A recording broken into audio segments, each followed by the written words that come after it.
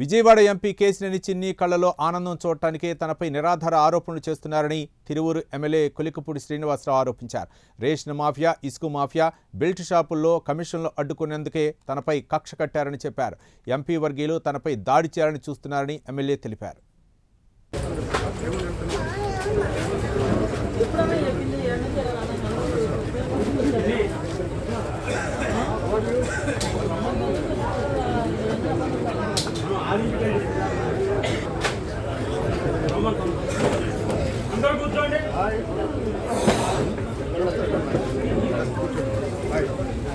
విషయాలకి నేను నా భార్య దేవాలయానికి వెళ్ళాము.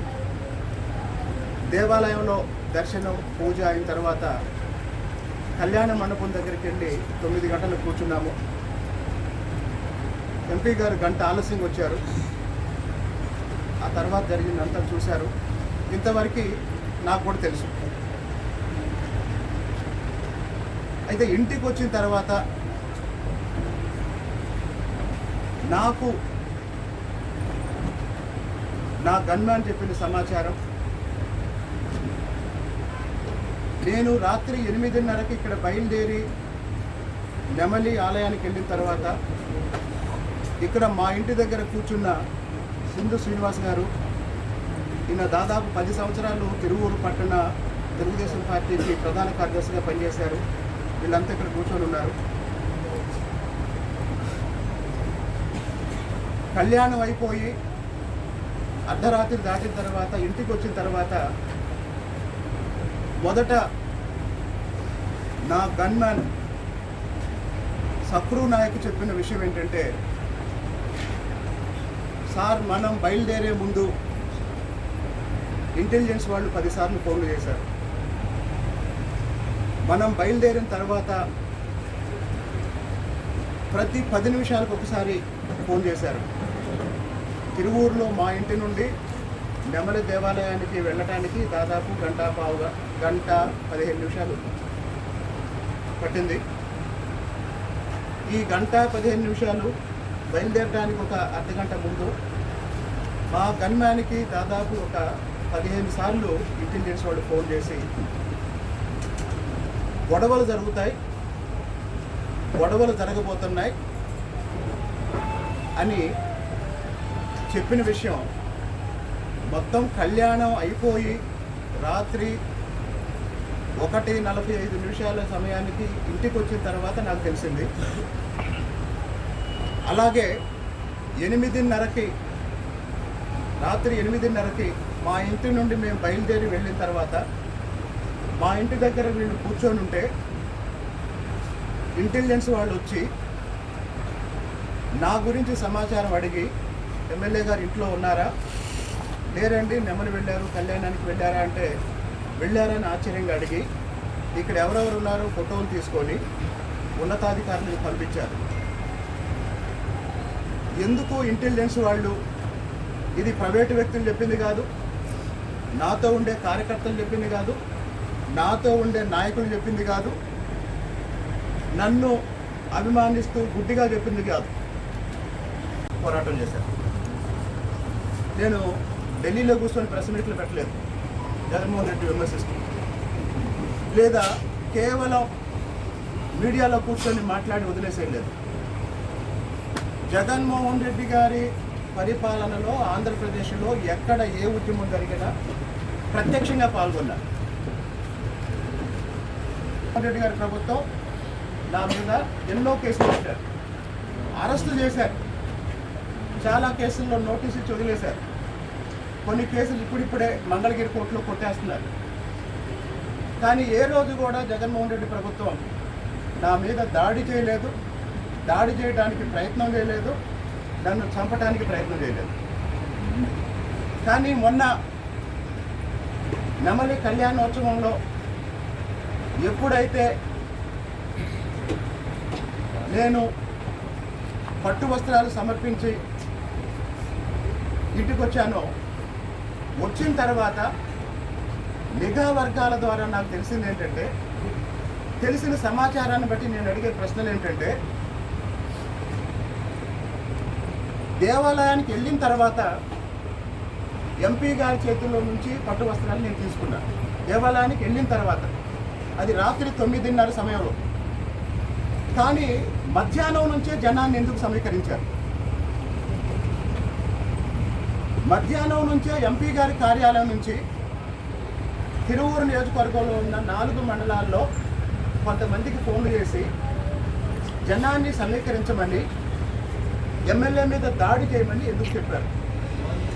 ఈ విషయం తెలిసిన నిఘా వర్గాలు నా గన్మ్యాన్కి ఫోన్ చేసి గొడవలు జరుగుతాయని చెప్పారు, కానీ దాడి జరగవచ్చని చెప్పారు, కానీ జాగ్రత్తగా ఉండండి అని చెప్పారు, కానీ నాకెందుకు భద్రత కల్పించలేదు,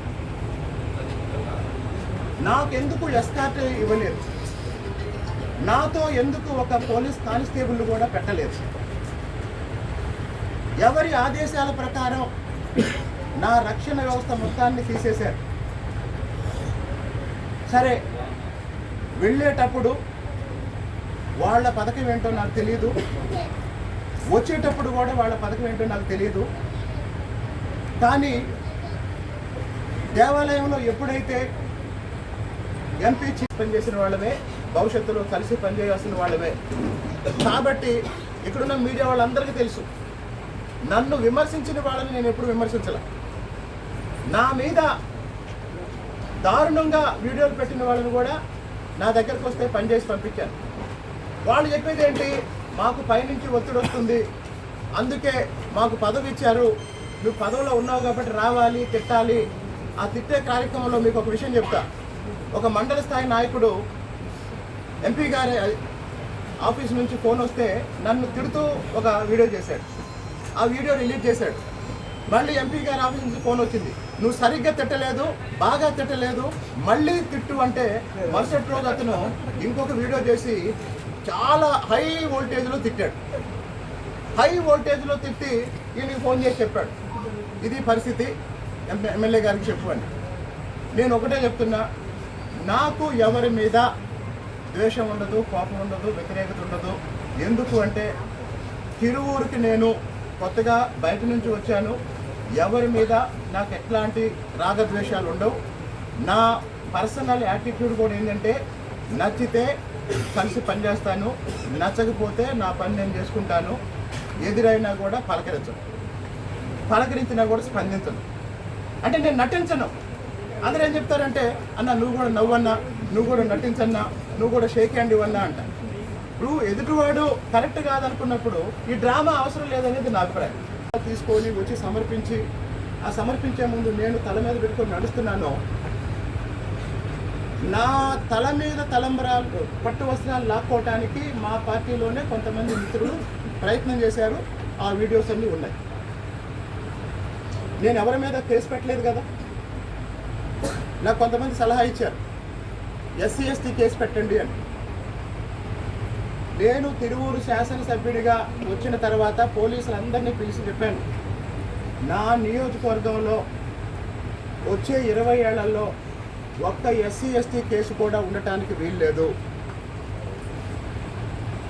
ఇతర కులాల వాళ్ళు ఎవరు కూడా మా మీద తప్పుడు కేసులు పెట్టారు, మా మీద అక్రమ కేసులు పెట్టారు అని ఇబ్బంది పడకూడదు. నిజంగా ఎక్కడైనా కులం కారణంగా ఎవరి మీదైనా ఎస్సీ ఎస్టీల మీద దాడి జరిగితే వాళ్ళకి న్యాయం చేయడానికి నేను ఉంటుంటాను. ఎవరి మీద మాత్రం ఎస్సీ ఎస్టీ కేసులు పెట్టొద్దు, ఇది నా విధానం అని చెప్పాను. నేను దాన్ని పాటించాను. ఇదంతా పరిశీలించిన తర్వాత ఇంకో ప్రశ్న, కళ్యాణం అయిపోయింది, ఇంటికి బయలుదేరాం.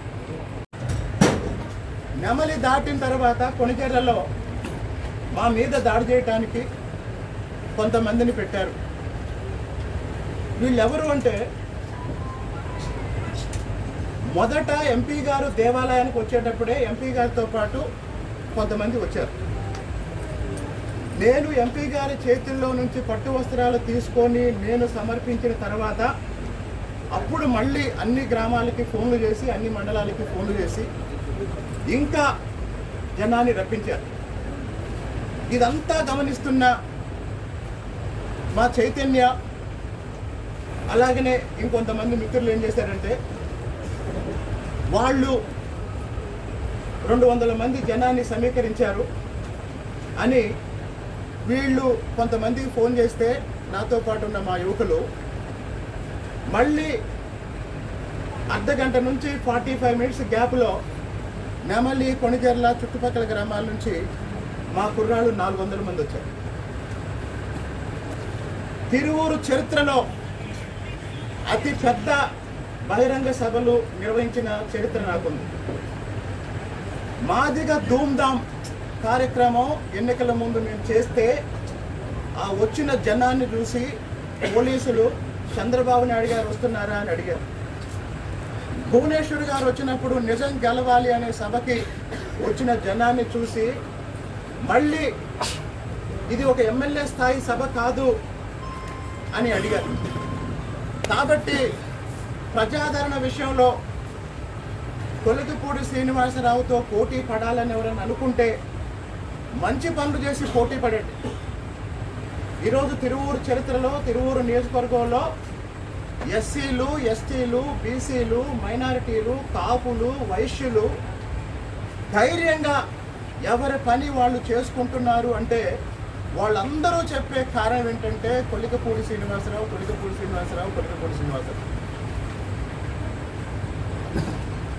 రౌడీ మామూళ్ళ కోసం షాపుల మీద పడి వైశ్యుల మీద దాడి చేస్తే